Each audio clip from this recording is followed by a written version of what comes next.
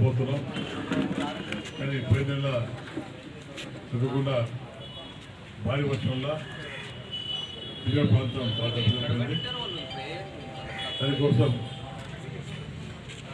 ఇంకా పరిస్థితి బాగాలేదు కాబట్టి స్వచ్ఛంగా ముందుకొచ్చి అన్ని కులాపతాలు లేకుండా అందరూ కూడా ముందుకొచ్చి కులాల విభజకాన్ని ఇవ్వడం జరిగింది. జరగకుండా దాదాపు 6 లక్షల దాకా వస్తాయి. ఇంకా అవుతాయి. కానీ సంతోషం.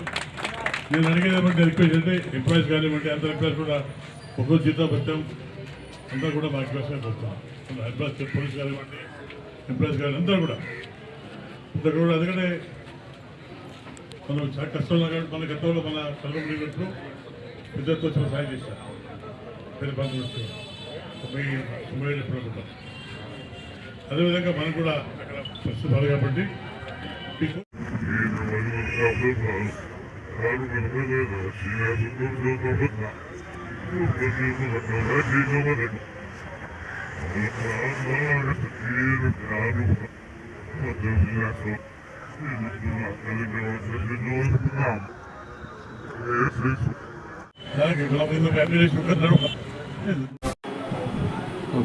NGS news like video and comment చేయండి మరియు సబ్స్క్రైబ్ చేసుకోండి.